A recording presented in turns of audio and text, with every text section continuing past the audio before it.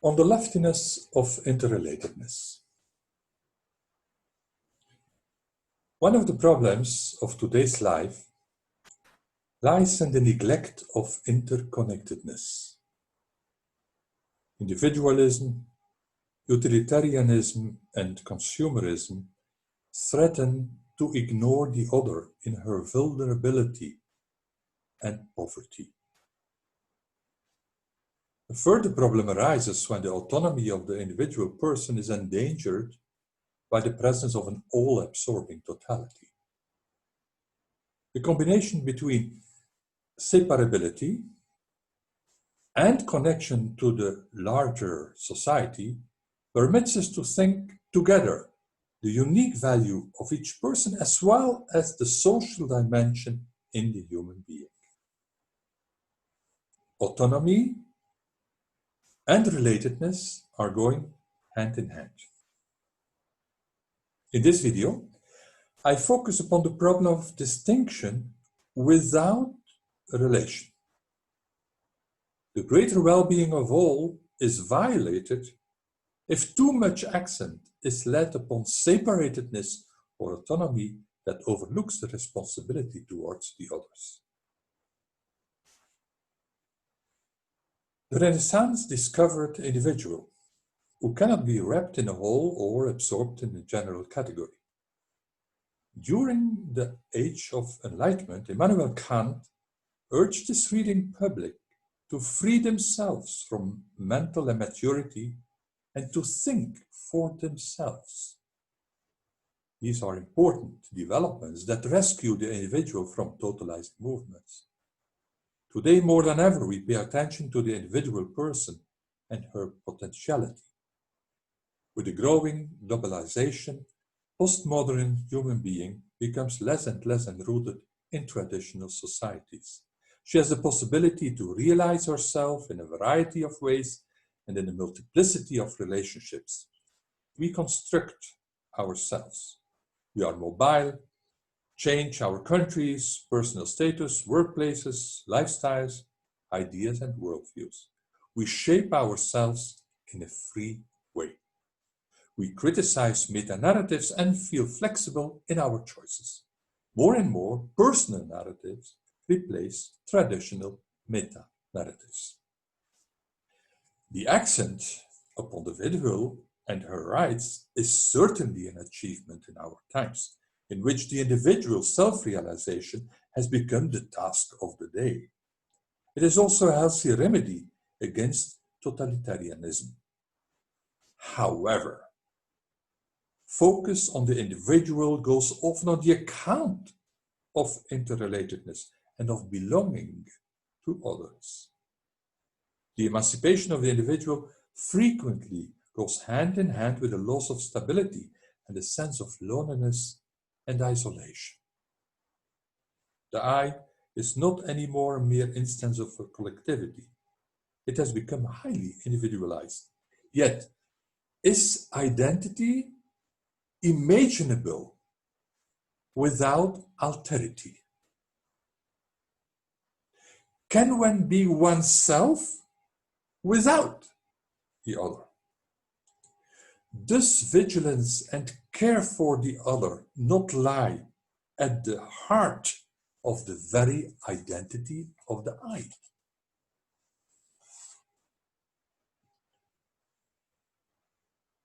In his I and Thou, published in 1923, Martin Buber developed a dialogical, relational way of thinking, in which not the self and its interests, but the orientation to a you is central.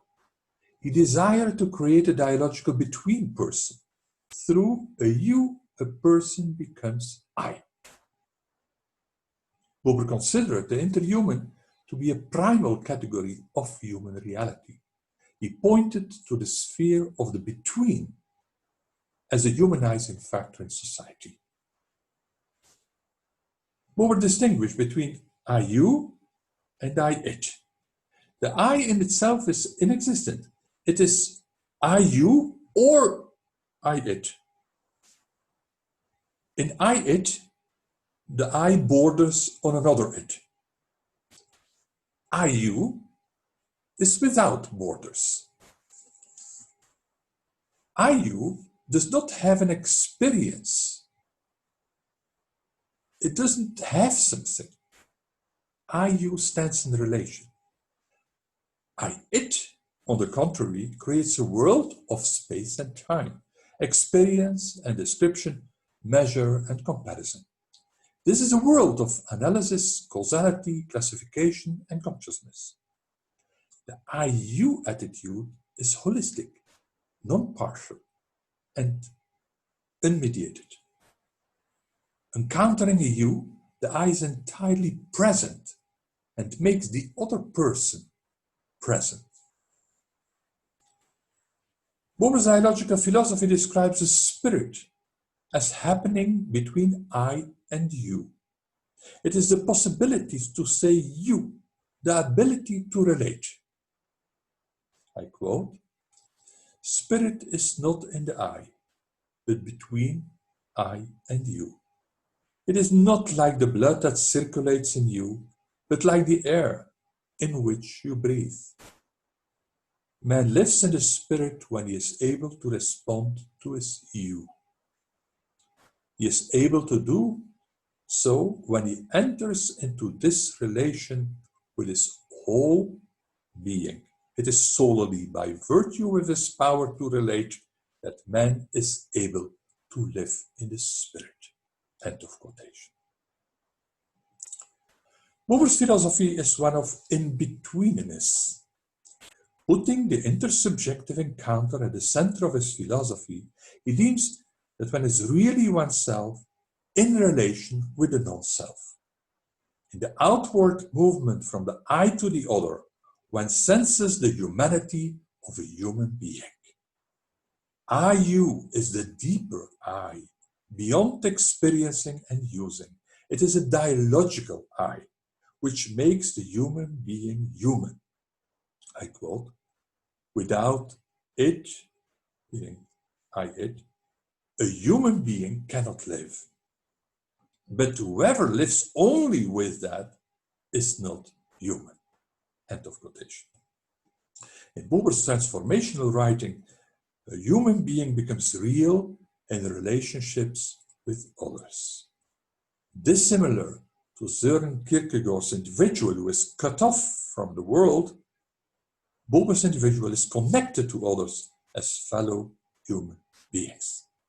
Buber protests against any form of totalitarianism and pleads for personal responsibility. Similar to Martin Buber, Franz Rosenzweig approaches the I as an I in relation. In his Star of Redemption, published in 1921, he develops the thought that the command, "thou shalt love," makes a self into a soul. With the divine command, the mute self becomes a speaking soul. For Rosenzweig, the I is a substance beyond its being called, but the soul springs from the self of man.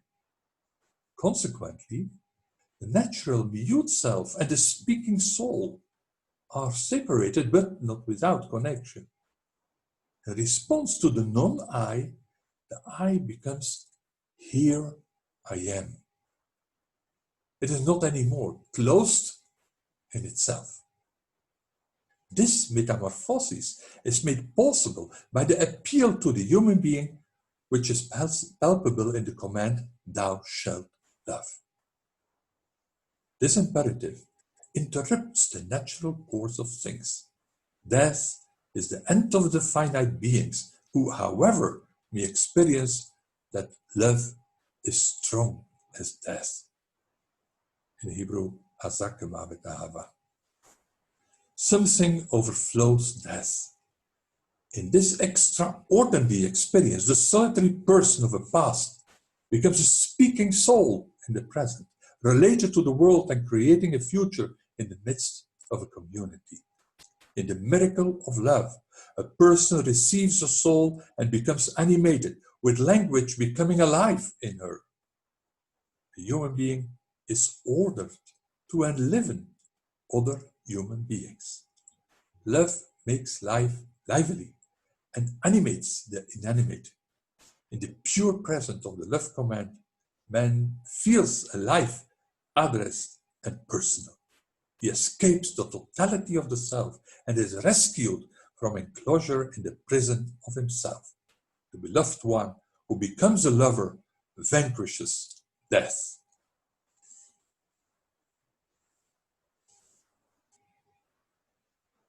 Also in Emmanuel Levinas's provocative philosophy of the other, the I is summoned by the other. Levinas explicitly recognizes the inspiration and heritage of Franz Rosenzweig in this point. In his Otherwise Than Being, published in 1974, the I is chosen before any beginning. It is foreign to itself. It is an here I am. For Levinas, uniqueness is without identity, and the other is in me. Rather than constituting the other, the I is constituted by the other. I am through the other and for the other. The I is without fatherland, even without identity. It is a restless me, wholly turned to the other. The I's vocation, therefore, is to provide for the needs of the other and to be attentive to her rights without interest. Levinas uses dramatic words and characterizes the I as persecuted, obsessed, exposed, traumatized, hostage, elected, and accused. With this particular language, he wants to describe the I as burdened by the needs of the other. The I cannot escape the other, as the prophet Jonah cannot escape the people of Nineveh. Ipseity is not identity, which is the return to itself, but it is rather my substitution for another. In Levinas's philosophy of transcendence, the I as the other in herself. Her identity is broken. It is the elected and unique one for the other, l'un pour l'autre. With all the differences between them, the three Jewish philosophers discussed all describe, analyze, and promote an identity that allows for a life in brother and sisterhood, in freedom and justice. Such an identity is never self-oriented. Of course, it cannot be proved that the I is connected to the other. One cannot convince one of this truth. But as Levinas highlights, one may testify to this elevated reality. In an accomplished life, the I becomes I through the non-I. Also in other cultures, one finds refined thoughts on relatedness. The Buddhist interconnectedness, for instance, comes close to Buber's dialogical thinking. I could imagine a virtual encounter between the Vietnamese monk Thich, Nhat, Hanh, and Buber. They certainly differ greatly, but they have also much in common when it comes to relatedness.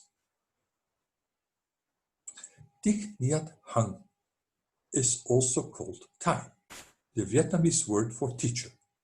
Born in 1926, he is a Zen Buddhist, a man of peace and social justice, a poet, and one of the foremost leaders of the engaged Buddhism movement. He is a dialogical person in his own unique way. He is a healer of pain and wounds, bringing relief to the suffering of many people, of Vietnamese and Americans, and even Israelis and Palestinians. Thai wants us to return to our true self, although, in his view, there is no separate self, because all are interconnected with all. Following the famous Buddhist logic of non-duality, Thich Hanh speaks about oneness. He contests the subject-object scheme. What may be experienced through our body and our senses is our connection with the world. This radical interconnectedness is linked to the wisdom of non-discrimination. In the Buddhist way of life, being is interbeing. The English term interbeing was coined by Thich in order to free us from our feeling of isolation and bring us again into contact with the world through our bodies. We inter-are with everything and everyone. In his unitive, non-dual view, Thich shows how all is remanifested. Nothing dies. The boundaries between the I and the other become fluid and blurred. Thich and Buber both know the redeeming force of being present. Similar to Buber, Thich puts the emphasis on the present moment.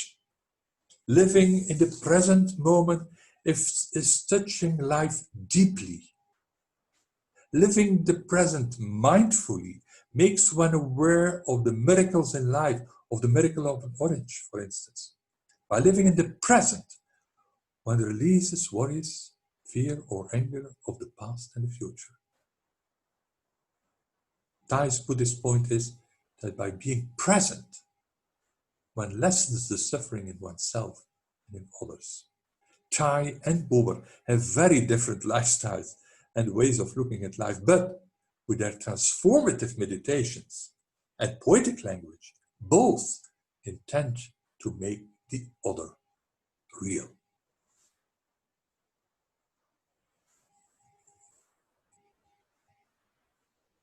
Each person is unique, and nevertheless, we are all interconnected.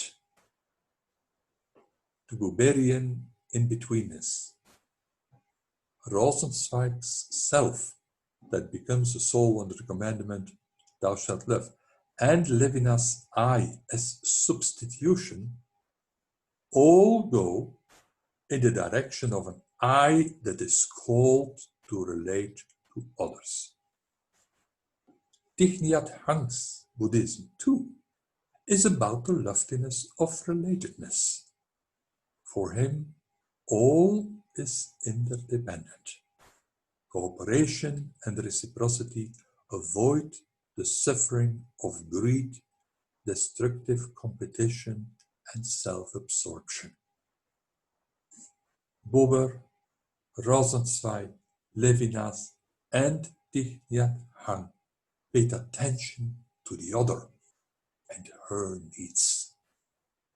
I conclude that great minds in several cultures converge in their view on the loftiness of interrelatedness, which is badly needed in a world of extreme individualism that neglects relationships.